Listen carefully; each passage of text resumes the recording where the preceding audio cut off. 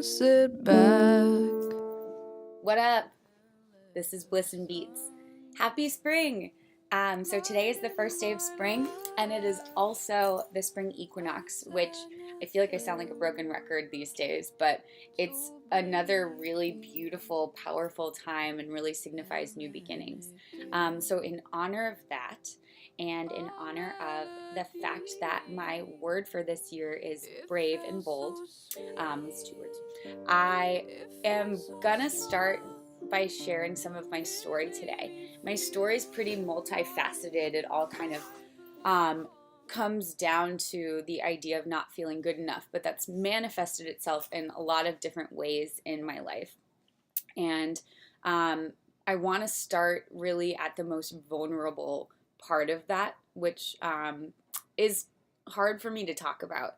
And it's going to get pretty real. So if that's too much for you, I encourage you to just click off on this video and we can chat again on some lighter subjects. But yeah, it's really important to me to share this because it's been, even now, there are things that I've never talked about aloud to anybody. It was all very shrouded in secrecy. So for a really long time in my life, I struggled with body image. And it's manifested itself in a lot of different ways. But I want to start at the deepest, darkest, which is when I went to college. Um, Before that, I kind of had the typical teenage angst, but I was in the safety of a world that I knew really well.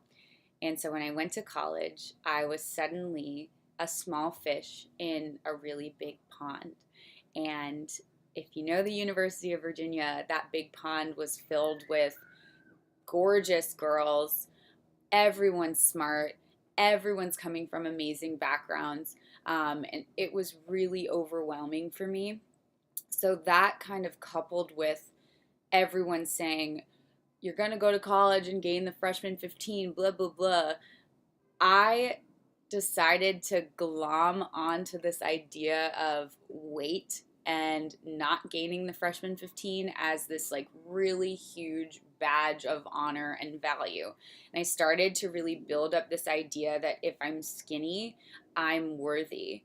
And that was really how I was judging a lot of things at that point in my life, judging myself and judging others. So it started really small. First year, we were all in dorms, and so we were eating in the dining halls and that kind of thing. It's pretty easy to be very picky in those dining halls. The food kind of sucks.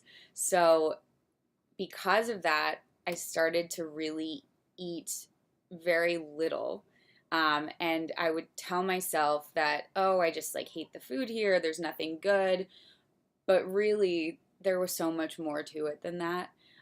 When I'm making fucking salads with lettuce and a little bit of olive oil and onions and a little cheese, and that's like all I'm eating for dinner, that's ridiculous. So, kind of started there. Um,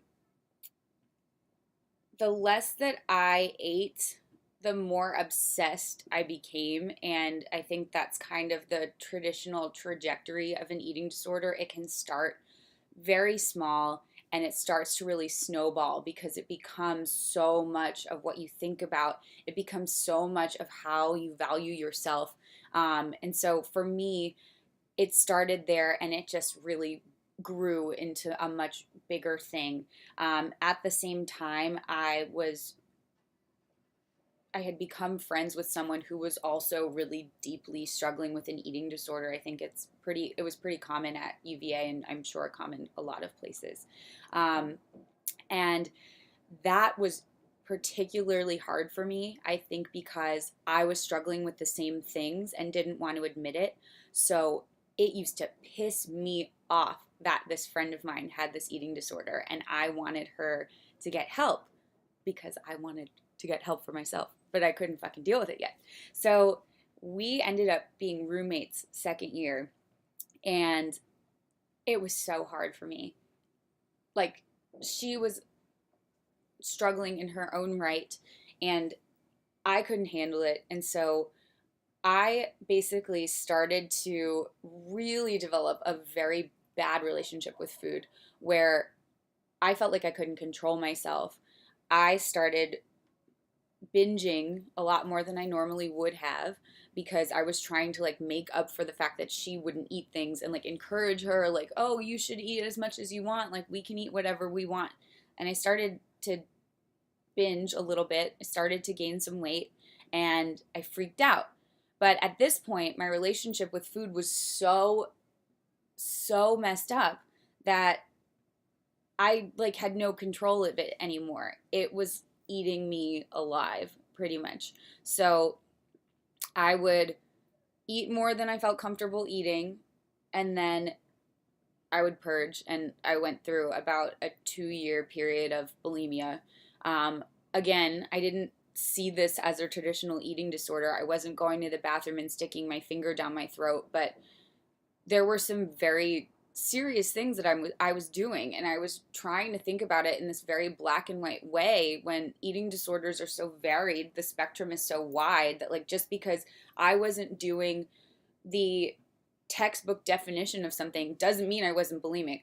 I absolutely was. There were some like super shameful moments in my life at that time. I remember I was in the library one day and I was eating like a couple of snacks, like some 100-calorie packed Cheetos or some dumb shit like that. And I was eating it and literally felt bad for having eaten it and like spit it back up tried to spit it back into the little bag and missed, got it all over my shirt, had to go to class, didn't know what to do, called my boyfriend at the time, like hysterical, like, "Oh, I spilled something all over my shirt. I need you to get a new shirt for me. I need you to pick it up and bring it to me at the library. I got to go to class." Lying to everybody that I had just fucking thrown up on my shirt, and so ashamed.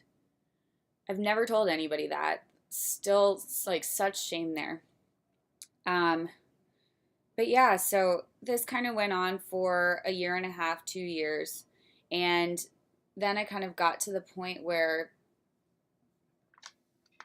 I was really having such a hard time. And I had like a small moment of reckoning where actually the same boyfriend and the same roommate, we had gotten into a big fight about her having an eating disorder and what we could do and this, that, and the other thing. And I took him, he was basically like, "How could anyone have an eating disorder? It's absurd." And I got so angry. I took him outside and I said, "Listen, I have an eating disorder. I have a problem and I need help." And that was like the last time, well, not the last time, but that was when I realized that the bulimia aspect of my eating disorder wasn't okay. And so I kind of stopped that behavior for the most part. But just choosing to stop one thing isn't the answer. Um, just because I wasn't spitting up my food anymore didn't mean that I was suddenly okay. And I still had like a really long journey ahead of me. But the thing that sucked was that I kind of replaced that behavior with other unhealthy behaviors. I was severely addicted to exercise. I felt like I had to exercise every single day. If I didn't, I felt like shit. I felt like disgusting. I felt fat. I would beat myself up all day, and it was awful.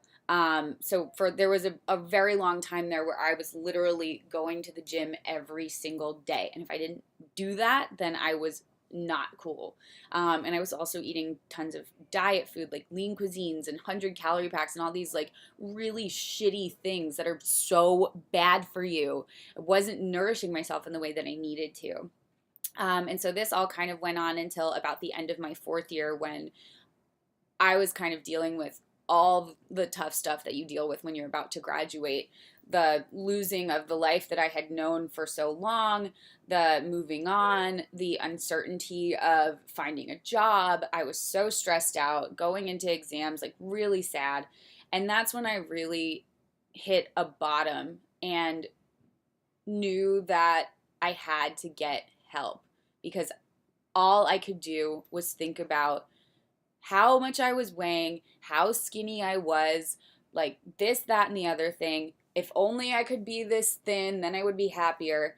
And I just remember I was coming home from an interview in California with Google, and I was so stressed out and upset, and I came home and I was trying to figure out what to order to eat, and I was just freaking out. And I'd gotten back to my apartment and I was like a wreck, and called my mom, and I was like, Mom, I got to talk to you. I got to tell you something. I have a real problem and I need help.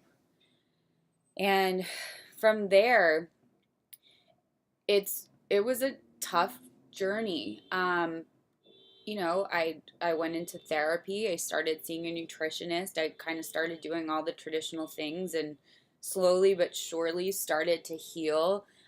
It was an extremely long process for me. It took years and years to really correct my relationship with food and trust myself and know that I was doing the right thing for my body.